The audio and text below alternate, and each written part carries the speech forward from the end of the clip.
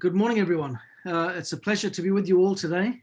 I sent out in the group chats, or perhaps Mike did on our behalf, a new document last week, which was designed as a new tool to help us in building our businesses, and specifically, I believe really is a tool that can help anyone that's wanting to achieve Team Kaizen or Team Taishi this year. It was the 4-month customer follow-up document.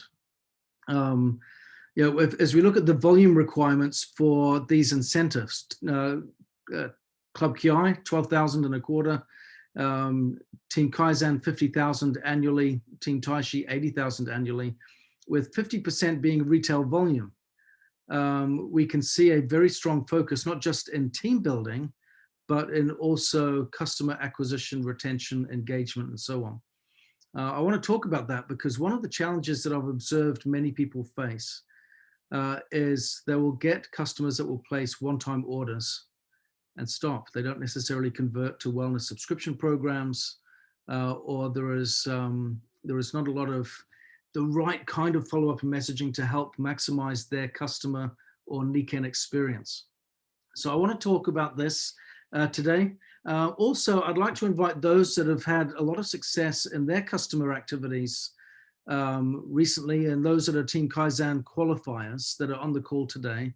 I see people like Barb Satterwhite, Madeline, and Mike, of course, and Pam, Ron and Pam Barnes, Yoko. Each of you have all been strong customer retailers, supporters, and have had great success in this area of the business as well. So I'd invite each of you to feel comfortable jumping in from time to time, unmuting your line and sharing your thoughts and comments as we go. I wanted to talk about some of the things.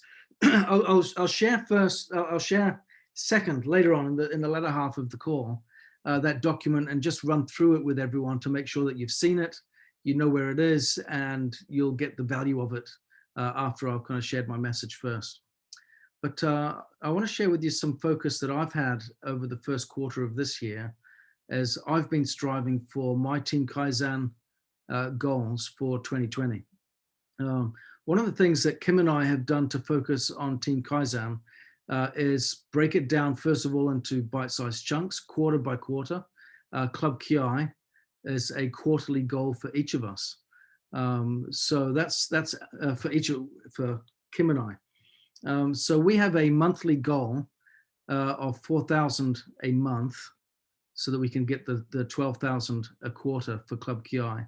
But that obviously requires an awful lot of activity in the acquisition of new customers, and maintaining existing customers, and so on and so forth. So how do we do that? So we looked at this quite pragmatically, and we said, okay, the most time efficient way that we can do this is to look at high ticket items. What are the high ticket items that we have in our portfolio that we can introduce customers to, and what's the best way to do this? So we pulled out our contact list and we started to apply filters on our contact list. I find, I'm not sure about you, but I tend to create and recreate my contact list over and over. Because sometimes you write it out and you start out, don't you? You put every name you can think of, but when you're looking at a particular activity or a particular objective, then you're looking through a different lens. So as I'm looking at Club Ki or Team Kaizen, now I'm looking at my contact list with a different lens. And so I'm looking at this in the context of, okay, I've got my list out, but who are going to be people that can afford high ticket items? So now I start to rebuild or recreate a different list, and I start to apply certain filters, different questions that I've put on my filter. Who can afford the high ticket items in the first place? I'm not sure about you, but as you've worked with teammates, sometimes you find that they go, our products are too expensive. People can't afford this or they can't afford that. Maybe we're looking in the wrong place. Why don't we start looking for people that have the financial capital or means or that right demographic that can make those kind of decisions in the first instance? So I look at who can afford these high ticket items that are in our portfolio. Then I ask myself, who that is already in my list, that is already a customer, who has purchased at least one high ticket item in the past? Who has done this before? So I look at that, and now I can go through and perhaps have an understanding of where can I go to people that are already in my organization, that have already made this type of buyer decision and have this kind of profile, that have already represented themselves and said, here I am. Yeah.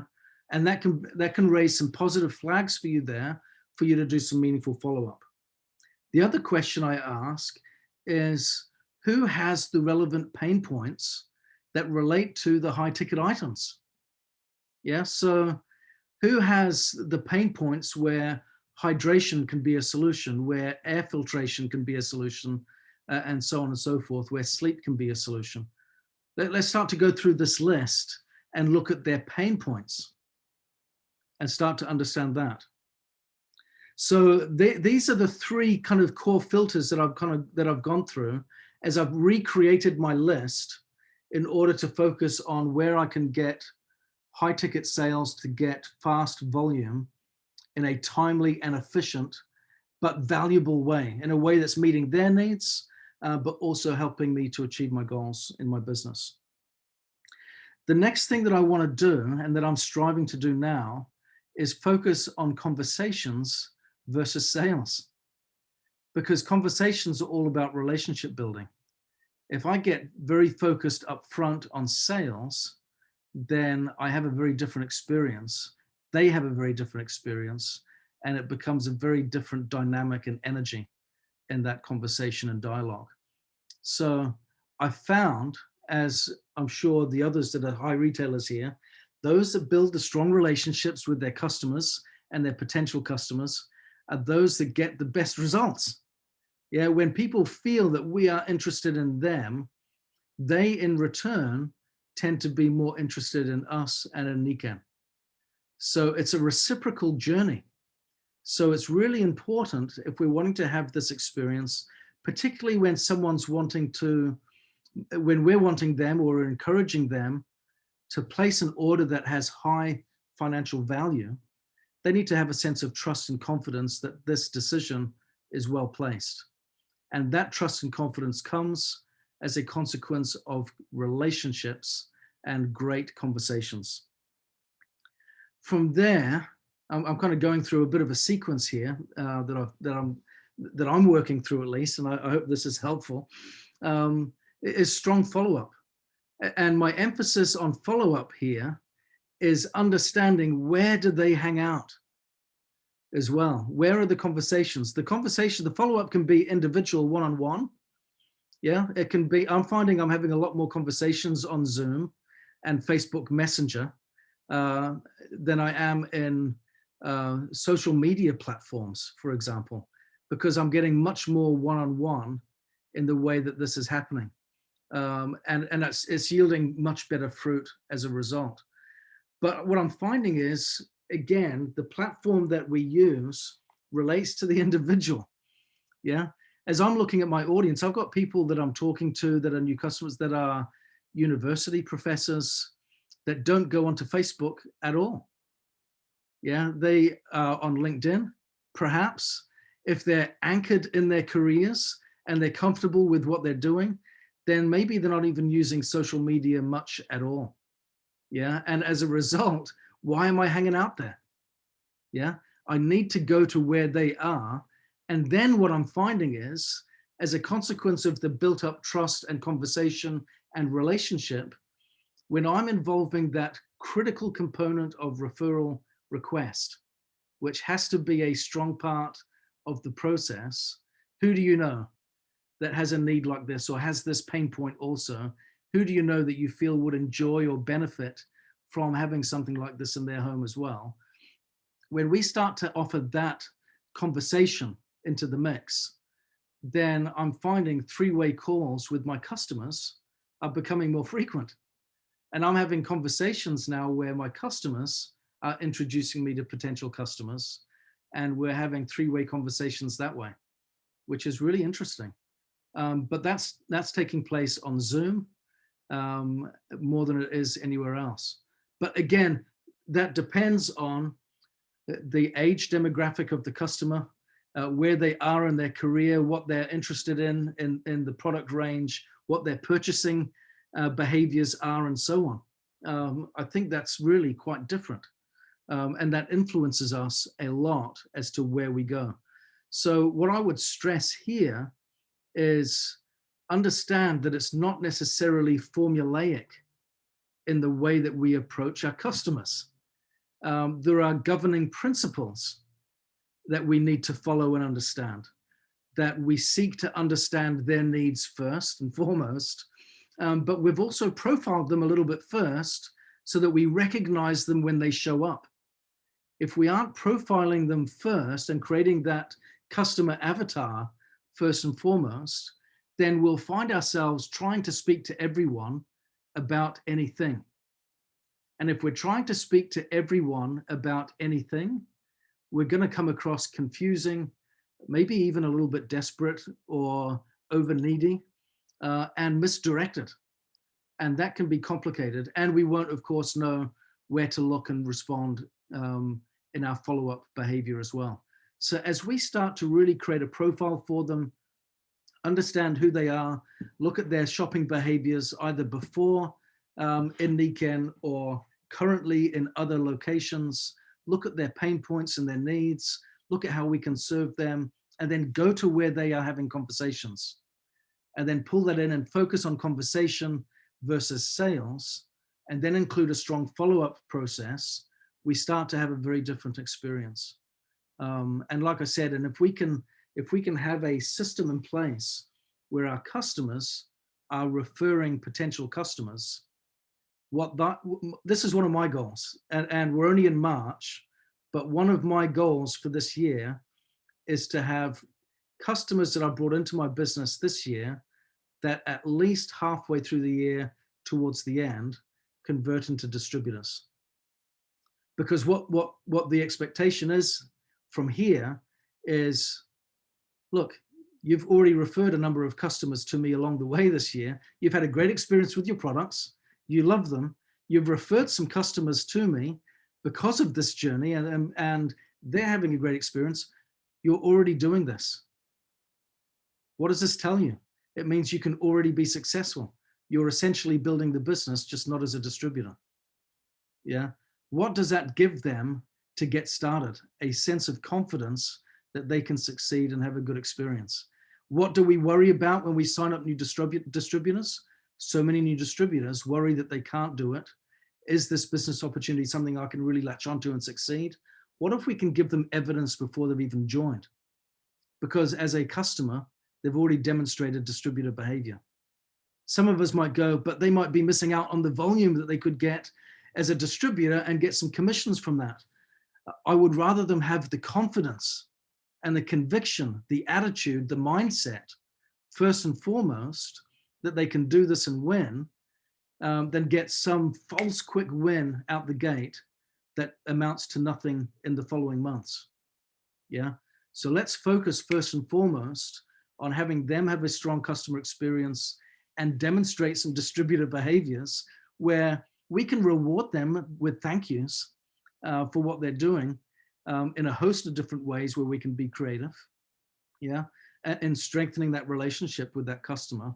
But as a result, later on in the year, I've got already earmarked, by the way, some particular customers that have already placed sizable orders where I go, they've placed sizable orders with me this year.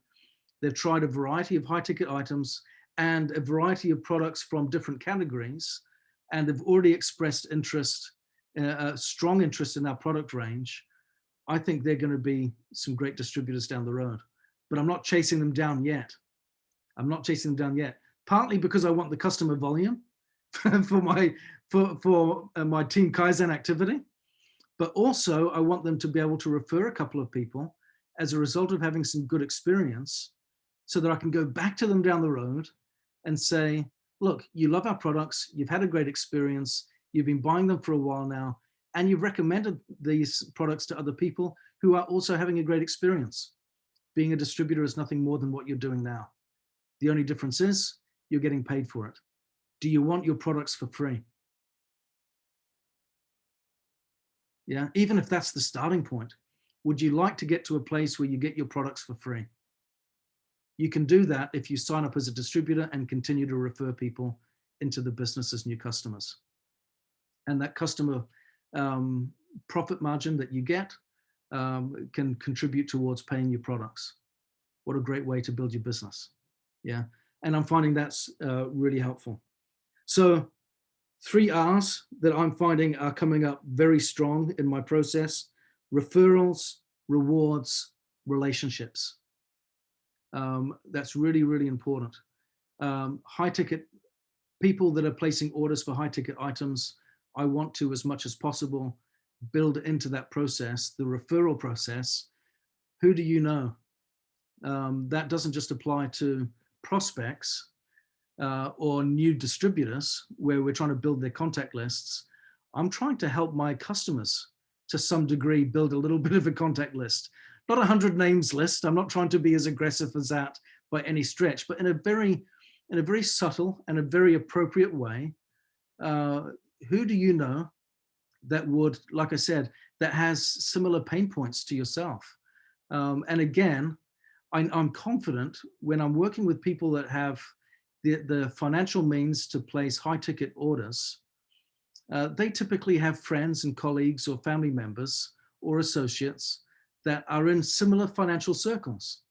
Yeah, and that means that typically they may be inclined to have people that will have similar abilities to make those types of financial choices. So who do you know that might also want one of these items for themselves? And I start to move out from there. And it's great to see customers referring customers. And that can improve our volume very well. And then, of course, what we want to do is anchor them in as soon as possible, if they haven't done it straight away, to wellness subscription programs so that we can automate the behavior for them, but also help them see my goal is to help you get the very best value from Niken as possible. And that means connecting with the wellness subscription program to maximize your benefits. So with that in mind, I want to do a share screen just for these last few minutes and share with you what we shared in the WhatsApp groups just recently. Now, can you see that? You can see that, okay? So it's a 2-page document. It's a Word document or it's a PDF. It's in the WhatsApp groups and it's in the WhatsApp tools group as a key place to go. So I want to remind you, please go there because this is really worthwhile printing off and utilizing if you want to use this as a tool to develop your Team Kaizen or Club Ki or Club Team Tai Chi business. 3 critical points. I'm just going to touch on these. I've already placed emphasis on this already. If we want to help people in not just in getting new customers, but in engaging them and retaining them, so they're not just placing one order, we want to focus on helping them use more products across the range. Okay, and I'll go on to how we can do that on page 2. But inviting them to try and experiment with other products, not just the products that were in their first month's order. Let's help them get out of that focus or silo so that they can try other products in different categories and have a better experience or a broader experience. Help them to place orders each month. Again, the wellness subscription program can help with that, but I'm going to show how we can do that as well. And then continue to build relationships. As I've spoken with all of our top retailers in Niken, one thing that has really struck a chord with me is this last point.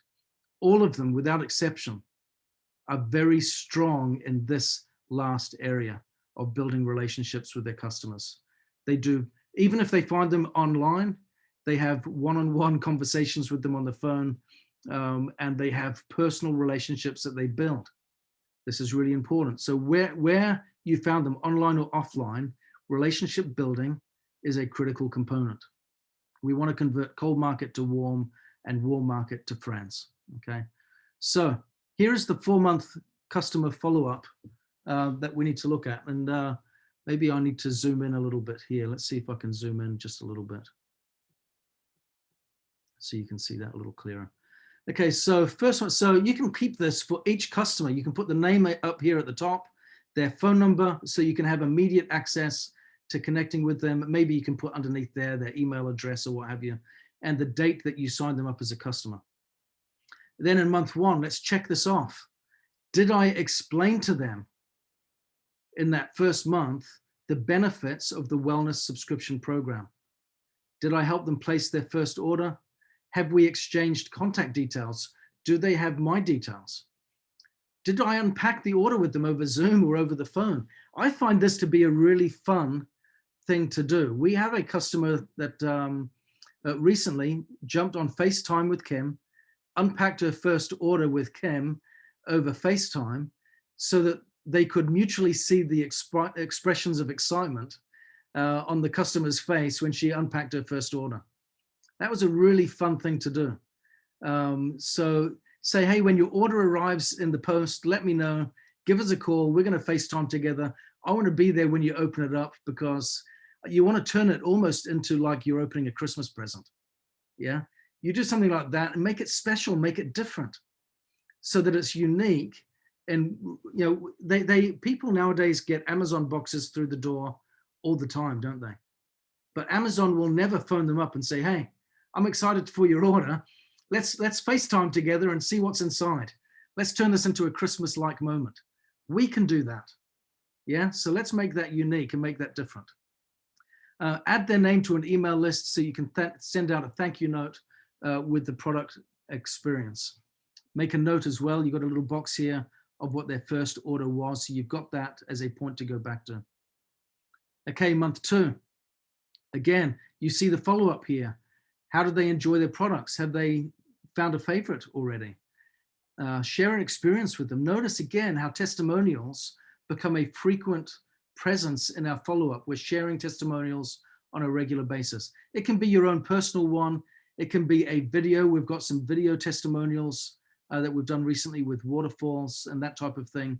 Maybe start sharing some of these on a one-to-one basis. You know, we're talking with, I'm seeing a lot of them blasted out on Facebook, which is great, but where they can really matter is in a one-to-one environment where I'm sending it out as a follow-up with a newly registered customer. And maybe that customer didn't place a waterfall order in their first month. Maybe they did something else. Maybe they got a sports bottle. Maybe they got some insoles. But now I'm showing them something like this and saying, you got to check this out. Have a look at this. Again, we remind them about the wellness subscription program, offer to help them place their second order. Notice there, that to me is a really nice way, a gentle way of focusing them on, you need to place another order. Sometimes people go, well, how do I ask them to place another order? How do I do that? Do I just leave them to it and just hope that they do? Well, if I'm just phoning up to say, hey, I just wanted to see, how are you enjoying your Nikken products? You ordered them last month. Do you have a favorite yet? I'd love to hear your experience. Oh, I love that one too. I've heard so many people have a similar experience as you have. I'm so pleased and I'm so happy that you're having this wonderful experience with Nikken. Hey, I just want to make sure that you understand there are some benefits that you can have with some of these products that you may not have noticed yet. We've got a wellness subscription program that will help you save some money on your next order. In fact, if you haven't placed it yet, while we're on the phone together, would you like me to help you in placing your second order?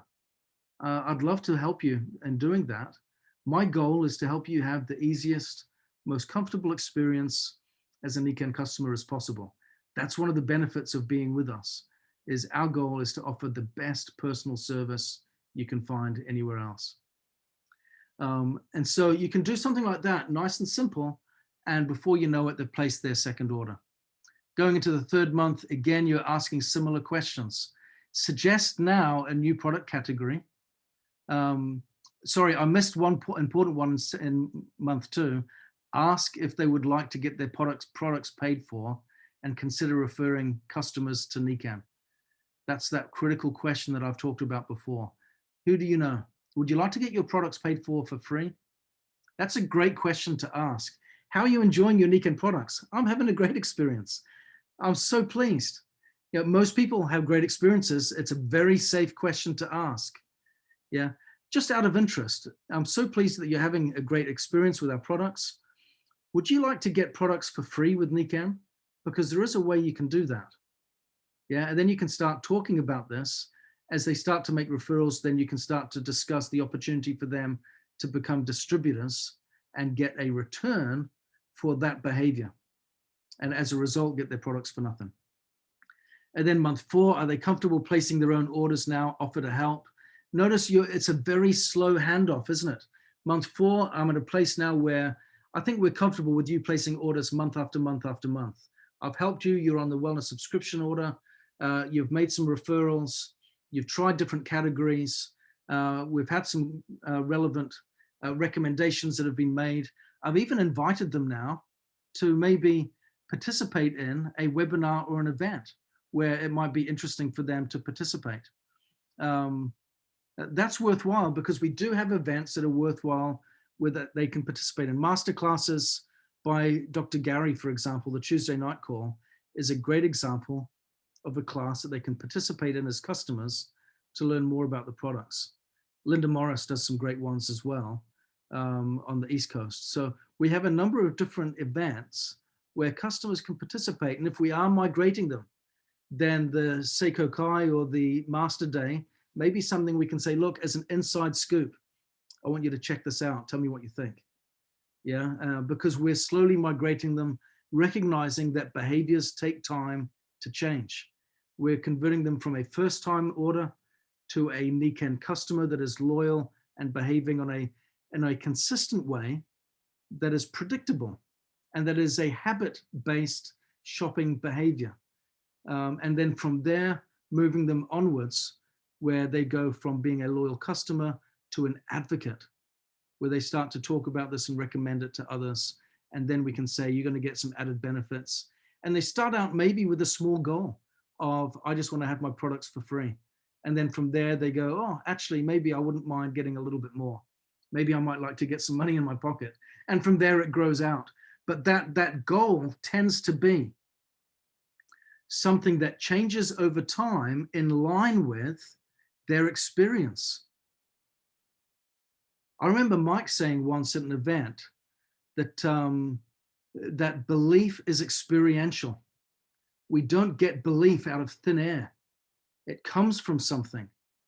When we have an experience, it fosters belief. Yeah. And so as we help them to have positive experience and stay connected month after month in that meaningful follow-up, use that checklist, what we will find over time is their beliefs start to change because we're giving them stronger and stronger experiences. Yeah. And when they get the stronger experiences, their beliefs grow. And in line with that growth of belief comes a growth in their goals, their expectations, and their hopes for what they can achieve in Nikan. Yeah. So people rarely come in going, I'm going to join this business and become a royal diamond. Doesn't often work that way. Most often people start with small aspirational goals and it builds out from that. So be okay with that. Migrate people naturally, comfortably, organically. Take them by the hand, lead them gently along the way and give them great experience. What do we have when we're competing against the likes of Amazon and these big online retailers? We have the opportunity of utilizing us. Amazon doesn't have us. Yeah, that's the difference. That's our strength. We can't necessarily compete digitally with a business that is valued at near $1 trillion. Yeah, one of the biggest on the planet, right? But what we can do is compete in a personal way that these guys can't. Like I said, when your order comes through the door and you get that Amazon, you get that delivery like Amazon, you give me a call and let's open it together. And I'm going to turn that into a Christmas moment. And you can have a Christmas moment every month when Nikan comes. And I love that. And they can love it, and we turn it into something special. Yeah. And we can have a really unique experience that makes them go, I love Nikan. This is a great place to belong. This is a great place to be a part of.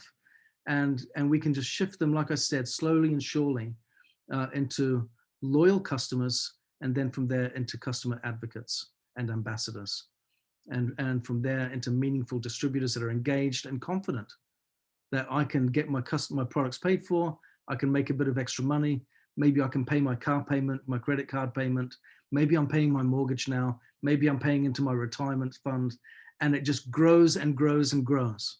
Yeah. And but we do it step by step. So I hope this has been helpful. Like I said, this is what Kim and I have been working on.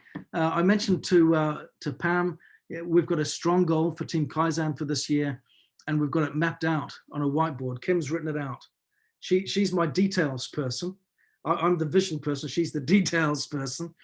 She's mapped it out month by month what we've got to do. We got sidelined a little bit in January because we had a baby. So we had a catch-up month in February, right? But we've got it mapped out month by month, what we've got to do in wholesale and retail, what we've done, and we're tracking it, who we've recruited. We've got 4 recruits signed up already. What their volume is so far. One of them's already done over the 1,500, which is great. Another one's working on their 500 right now, but it's all tracked and it's all in front of us, and it lies against the wall so that when we get out of bed in the morning, it's the first thing we see. Yeah, and it's in a very visible place. I actually got that from Ruth Lowe, who has it on her board right there. And I can see she's got that in a very visible place. So we're tracking it every month so that we know no matter what, we're going to achieve it. And we're going to do it before December. That's our goal. But these are things that we've started implementing for us that we're finding are helpful. And throughout the course of the year, I'll continue to share the things that work and perhaps the things that aren't working for me too, because I'm confident along the way, I'm going to drop the ball and mess it up and go, oh, don't do this, guys. Let me share with you what not to do.